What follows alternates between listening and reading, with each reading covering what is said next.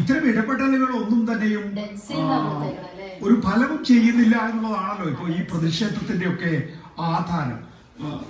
Lagesh okay Johnny ചൂണ്ടിക്കാണിച്ചതുപോലെ തന്നെ വയനാടൻ കാടുകൾക്ക് ഉൾക്കൊള്ളാൻ കഴിയുന്ന മൃഗങ്ങളെ മാത്രമേ വയനാടൻ കാടുകളിലേക്ക് നിലനിർത്തേണ്ടതുള്ളൂ. ബാക്കിയുള്ളവയെ പുറത്തേക്ക് കടത്താൻ കഴിയണം എന്നുള്ളത് എത്ര കണ്ട് യാഥാർത്ഥ്യബോധമുള്ള നിരീക്ഷണമാണ്. അതിന് നമുക്ക് ഒരു ഘട്ടം ഘട്ടമായിട്ടെങ്കിലും ആ പ്രക്രിയയിലേക്ക് കടക്കേണ്ടതുണ്ടോ? കടക്കാൻ കഴിയുമോ?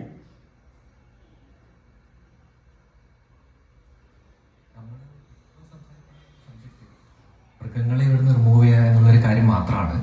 പക്ഷേ ലോങ് ടേമിൽ എങ്ങനെയാണ് ഈ ലാൻഡ്സ്കേപ്പിനെ മാനേജ് ചെയ്യുക എന്നുള്ള കാര്യമാണ് കുറച്ചും കൂടെ അഡ്രസ് ചെയ്തിരിക്കുന്നത്. എന്തുകൊണ്ടാണ് മൃഗങ്ങൾ പുറത്തേക്ക് ഇറങ്ങുന്നത് എന്നുള്ളതിനെ പറ്റി ഒരു സംസാരം ഉണ്ടാവുന്നില്ല. അതായത് കാട്ടിനുള്ളിൽ കുടിവെള്ളം മാത്രമല്ല, എക്സോട്ടിക് ഇൻവേസീവ് സ്പീഷീസുകൾ, അതായത് അധിനിവേശ സസ്യങ്ങളുടെ എണ്ണം വളരെയധികം വർദ്ധിച്ചിട്ടുണ്ട്. പിന്നെ ജോണി സാർ പറഞ്ഞതുപോലെ നമ്മുടെ അടുത്തുള്ള സംസ്ഥാനങ്ങളിലെ നാഗർഹോളെ, ബന്ദിപ്പൂർ, മുതുമലൈ, ബിലിഗിരി രംഗസ്വാമി, സത്യമംഗലം ടൈഗർ റിസർവുകൾ, ഇതെല്ലാം കൂടെ ചേർന്ന ഒരു വലിയ ലാൻഡ്സ്കേപ്പിനെയാണ് നമ്മൾ നീൽഗിരി ബയോസ്ഫിയർ റിസർവ് എന്ന് പറയുന്നത്.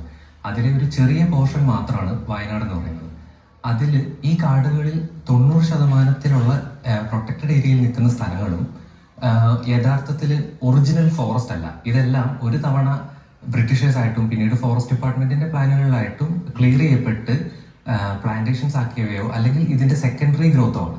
അപ്പം അതിനുള്ളിൽ ഓപ്പൺ ഫോറസ്റ്റുകളിലാണ് പൊതുവെ ഇങ്ങനെ മൃഗങ്ങളുടെ, അതായത് നാൽക്കാലി ജീവികളുടെ എണ്ണത്തിൽ കൂടുതൽ ഉണ്ടാവുക. അപ്പം നല്ലൊരു പ്രൊട്ടക്ഷൻ കിട്ടി തുടങ്ങി. ഇപ്പം ഒബീസ് ആയിട്ട് നമ്മുടെ കാടുകളിൽ മൃഗങ്ങളുടെ എണ്ണം കൂടുന്നുണ്ടെന്നുള്ളതൊരു സത്യമാണ്.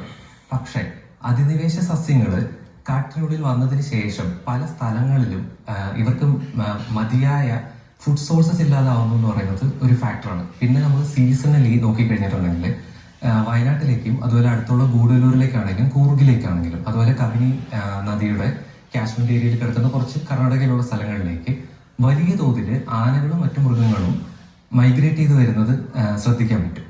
അത് എല്ലാ വർഷവും നടന്നിരുന്ന ഒരു കാര്യമാണ്. പക്ഷെ നമ്മളിപ്പോൾ റീസെന്റ് ഒരു 4-5 വർഷത്തെ ഡേറ്റ് നോക്കിക്കഴിഞ്ഞിട്ടുണ്ടെങ്കിൽ ആളുകളുമായി ഇവർക്ക് കോണ്ടാക്ട് വരുന്നതും മാൻ ആനിമൽ കോൺഫ്ലിക്റ്റിന്റെ അളവ് വർദ്ധിക്കുന്നതുമായിട്ടും കാണാൻ പറ്റുന്നുണ്ട്. അതിനുള്ള കോർ റീസൺ ആണ് നമ്മളിവിടെ അഡ്രസ് ചെയ്യേണ്ടത്. അത് ലാൻഡ്സ്കേപ്പിൽ വന്ന മാറ്റങ്ങൾ നമ്മളിപ്പം മറ്റ് കാടുകളെ കാണുന്ന പോലെ ഈ ഒരു ലാൻഡ്സ്കേപ്പിനെ കാണുന്നത് തന്നെ ഒരു പ്രശ്നമാണ്. കാരണം ഇതൊരു നാച്ചുറൽ ഫോറസ്റ്റ് അല്ല. നാച്ചുറൽ ഫോറസ്റ്റിനെ കാണുന്ന പോലെ ഒരു നാച്ചുറൽ റീജനറേഷൻ ഈ സ്ഥലങ്ങളിൽ ഉണ്ടാവുന്നില്ല എന്നുള്ളതൊരു യാഥാർത്ഥ്യമാണ്. പിന്നെ പുഴകളിൽ ഇപ്പം ഞാൻ വർക്ക് ചെയ്യുന്നത് കബിനി റിവറിന്റെ കാശ്മീരിലാണ്, കർണാടകയിലും വയനാട്ടിലും തമിഴ്നാട്ടിലുമായിട്ട്. ഈ പറയുന്ന ലാൻഡ്സ്കേപ്പിന്റെ ഒരു വലിയ ജലസ്രോതസ് എന്ന് പറയുന്നത് കബിനി നദിയാണ്. എന്റെ റിസർച്ചിൽ വന്ന ഒരു മെയിൻ കാര്യം എന്താണെന്ന് വെച്ച് കഴിഞ്ഞാൽ കബിനിയിലേക്ക് ഒഴുകുന്ന ചെറിയ തോടുകൾ, ഫസ്റ്റ് ആൻഡ് സെക്കൻഡ് ഓർഡർ സ്ട്രീമുകൾ ഒരുപാട് ഡ്രൈ ആയിപ്പോയിട്ടുണ്ട് കഴിഞ്ഞ കുറച്ച് വർഷങ്ങൾക്കുള്ളിൽ. അതിന്റെ ഒരു പ്രധാന കാരണം നമുക്ക് ക്ലൈമറ്റ് ചേഞ്ച് എന്ന് പറയുന്ന കാര്യം അൺഡിനയബിളി ഒരു വലിയ കാര്യമാണ്. അത് അഡ്രസ് ചെയ്യുന്നില്ല, എവിടെയും അതൊരു സംസാര വിഷയമാവുന്നില്ല. നമുക്ക് കേരളത്തിൽ ഒരു ക്ലൈമറ്റ് ആക്ഷൻ കമ്മിറ്റി ഇല്ല.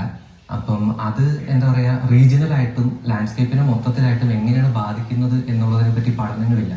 ഈ മൈഗ്രേഷൻ വരുമ്പം ആനിമൽസ് എങ്ങനെയാണ് ഡിസ്പേഴ്സ് ചെയ്യുന്നത് അത് തന്നെ ഓരോ വർഷത്തിലും വ്യത്യാസം വരുന്നുണ്ട്. ഇപ്പൊ 2018 നമുക്ക് പ്രളയം ഉണ്ടായ വർഷം കർണാടക കാടുകളിലും അത്യാവശ്യം മഴ ലഭിച്ചിരുന്നു. അപ്പം മൃഗങ്ങളുടെ എണ്ണത്തിൽ വയനാട്ടിലേക്ക് ഉണ്ടായിരുന്ന മൈഗ്രേഷനിൽ കുറവുണ്ടായിരുന്നു. എന്നാൽ ഈ വർഷം നമുക്ക് മൺസൂണിന്റെ പാറ്റേൺ വളരെ ഡിഫറെന്റ് ആയിട്ടാണ് ഹിറ്റ് ചെയ്തത്. വയനാടിനെ നമുക്ക് വളരെയധികം മഴ കുറവായിരുന്നു.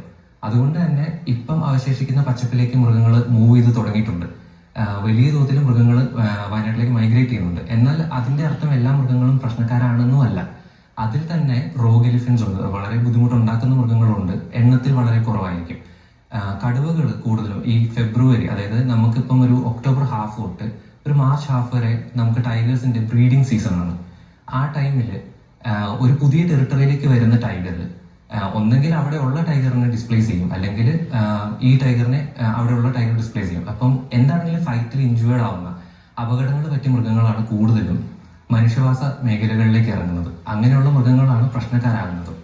അത് നമുക്ക് അതിനൊരു കൃത്യമായ ഒരു ട്രാക്കിംഗ് സംവിധാനം 3 സംസ്ഥാനങ്ങളും കൂടെ യോജിച്ച് ഒരു തീരുമാനത്തിലേക്ക് എത്തിച്ചില്ല എന്നുണ്ടെങ്കിൽ, അതായത് വയനാടിനെ മാത്രം നമ്മൾ കൺസിഡർ ചെയ്ത് കഴിഞ്ഞാൽ വയനാട് ഒരു ചെറിയ ലാൻഡ്സ്കേപ്പാണ്. ഇതിനെ കമ്പയർ ചെയ്യുമ്പോൾ ഇപ്പൊ Nagarhole, Bandipur, Mudumalai tiger reserves combine ചെയ്താൽ വയനാട് ഡിസ്ട്രിക്റ്റിനേക്കാളും വലുതാണത്.